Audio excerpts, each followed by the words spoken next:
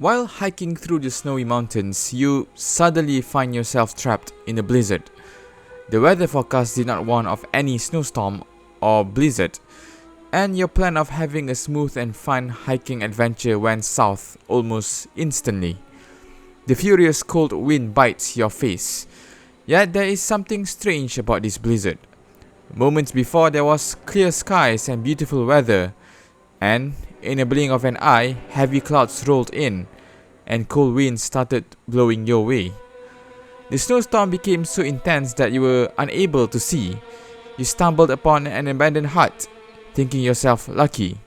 You took shelter inside it, waiting for the blizzard to subside. Suddenly, as you were about to relax, a figure of a woman appeared out of nowhere in front of you. She is white, from her kimono to her hair and to her skin. She is the most beautiful woman you have ever seen. Yet despite her beauty, her bright, eerie eyes looked at you with malice. You know damn well who and what she is. This is it. This is how I die, you thought. You pray and hope that your face is handsome enough for her to spare you. But even if she does, that does not mean you are free from her jaws of ice. She is Yuki Onna.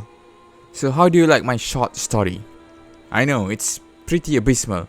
Anyways, today we are going to be having a deep dive into the Japanese legend of Yuki Onna, the Snow Woman. Besides Kappa and Tengu, Yuki Onna is also a very famous yokai from the yokai pantheon, nowadays appearing in novels, movies, anime, and also serves as an inspiration for a lot of characters and monsters in pop culture nowadays. And I do feel like it is a nice time to talk about her, seeing that we are currently in the winter season. The name Yuki Onna is made out of the kanji Yuki, which means snow, and Onna, which means woman or lady. Yuki Onna, being the abominable snow woman, resides in the Japanese Alps and snowy areas all over Japan. She is particularly very active during the winter season. She is built like a normal woman, except that she is otherworldly beautiful. Her skin is smooth and fair, but snow white in color. She wears an all-white attire, her white kimono. Her hair can be jet black or also white as well, depending on the many different portrayals of her. Her eyes are said to be piercing and can send chills down your spine if she fixes her gaze on you. A stark difference to her beautiful and graceful exterior. It is said that their bodies are as cold as ice. Just merely touching her can send someone to a deep, unshakable chill. She floats across the snow, leaving no footprints behind.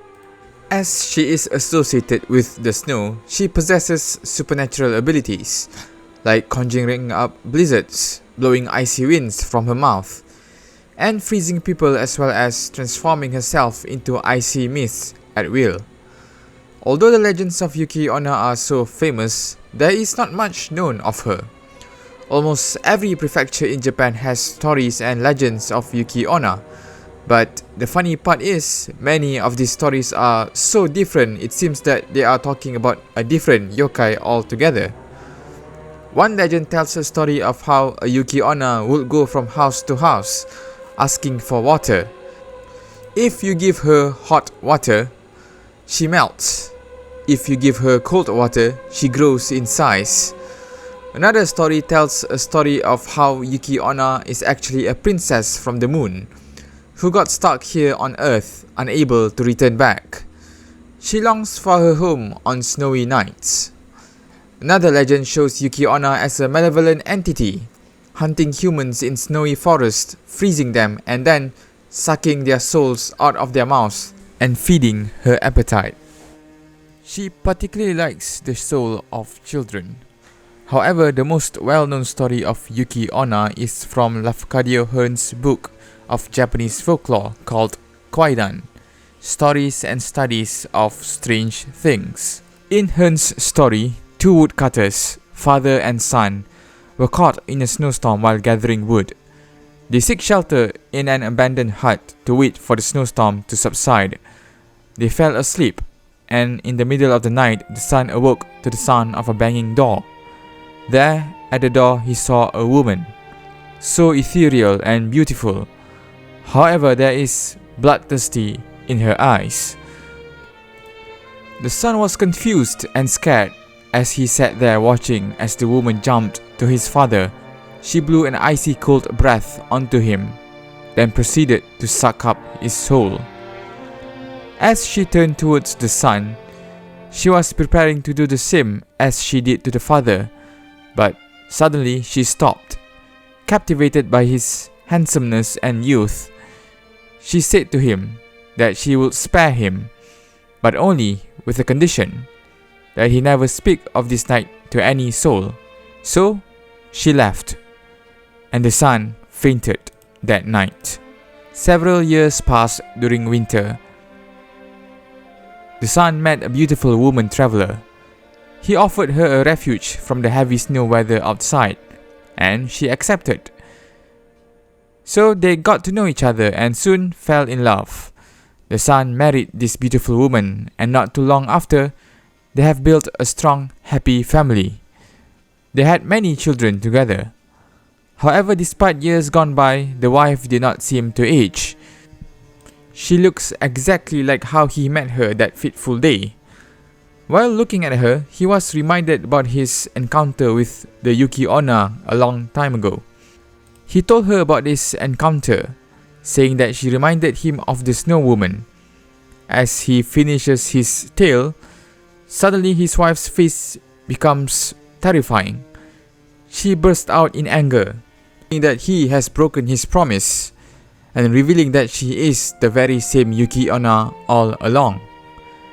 She stated that she would kill him if it was not for their children.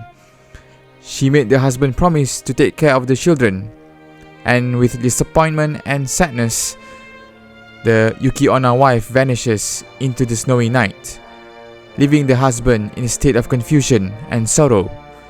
But again, there are some variations of the ending of this story, such as the Yuki Onna not leaving the husband behind, since the husband tells her, and that does not count as someone else.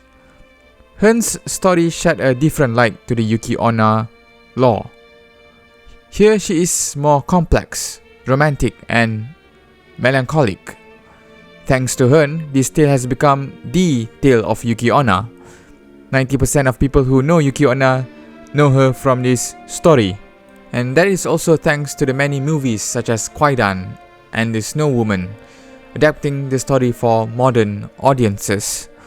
There are some other lesser known stories that show Yuki Onna in a more innocent and less murderous light. In Yamagata Prefecture, they tell a story of a mysterious woman who one day during a snowstorm sought refuge in an inn owned by an old couple. The woman was gentle, beautiful, and there is some sort of otherworldly grace to her. The old couple was enjoying her company, and they offered her a meal and a comfortable place to rest. However, after eating her meal, she thanked the couple for their kindness and prepared to leave the inn. Seeing that the snowstorm is as strong as ever, the couple insists the woman stay for the night. They begged her, and when they touched her, her hands were cold as ice. Suddenly, the woman turned into snowy mist and shot out from the inn's chimney out into the night. Another story has a sad ending. According to this tale, Yuki Onna married a man. The man, not knowing the real nature of his wife, grew a bit concerned as to why his wife never took a bath. Every time he asks, the wife refuses. So one day, he forced his wife to take a bath. Upon much forcing and pressure, the wife finally agreed. Few minutes later, when the husband went in to check on her, he found only half-melted icicles in the tub. As we have talked about earlier, Yuki Onna is a widely known legend throughout Japan, and naturally we have different names for her from different prefectures and regions. In different parts of Japan, she is known as Yuki Onba, meaning snow nursing mother. We have Yuki Musume, snow daughter, Yuki Onago, snow young woman, and Yuki Joro, snow hooker. Yuki Onna's first written appearance is from a text called Sogi Shokoku Monogatari, written in the Muromachi period. This text contains the traveling experiences and records from a monk named Sogi. In this, he mentioned his encounter with a snow spirit. He stated that one snowing morning, he went out of his house and met an unusual but very beautiful woman standing in his garden. One particular thing about this woman is that she was huge, around 10 feet tall. Her skin was white like that of the snow around her. Although her face was young and beautiful, her hair was white and hung loosely about her shoulders. Her kimono was so white to the point of it being translucent. Sogi tried talking to her, but as soon as he spoke, the woman vanished into thin air. When consulting his local friend, Sogi finds out that the locals refer to the phantom woman as the spirit of the snow, or Yuki no Sere. Yuki Onna has few snowy relatives. One of them is Surara Onna, the icicle woman. Stories of Surara Onna have many parallels with her sister, Yuki Onna. However, she is always depicted as a loving and warm spirit. Most stories introduce them as having a married relationship with a man, but usually their marriage ends in a tragedy. You see, Surara Onna only exists during the winter seasons. When spring comes, she disappears. This led to the husband being confused and heartbroken as to why his wife just simply ran away. But time passed, the husband moved on and married another woman. However, when winter comes again, the spirit of the Surara Onna comes back to her husband, only to see her husband now with another woman. This angers her, and in one story, she becomes a huge icicle dripping from the roof of her husband's house. When the husband goes out, and as he walks underneath the icicle drops, impaling the husband's head, killing him instantly.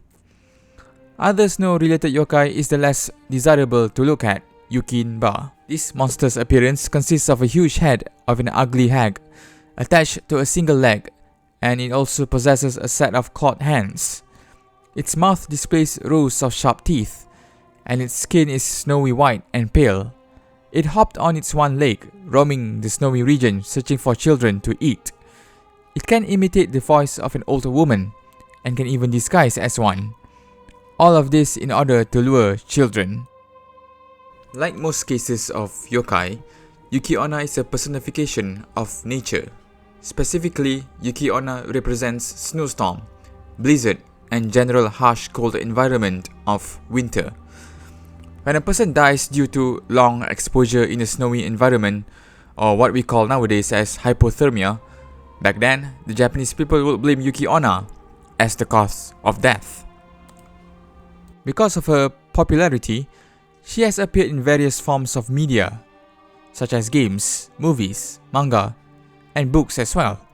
In terms of the best Yuki Onna story, it is undoubtedly from that one that I mentioned before, Kwaidan by Lafcadio Hearn. However, if you are a movie kind of person, I would totally recommend the 1968 Snow Woman, directed by Tokuzo Tanaka. This movie has become a cult classic of sorts, and is known due to its faithful adaptation of the Kwaidan short story. And also being a full-length movie, the movie expands on the lore and gives more depth and character to Yuki Onna. And that is all for today. Thank you so much for watching and also for your support last year. If you enjoyed this video, give it a thumbs up and subscribe if you want to see more of this kind of video.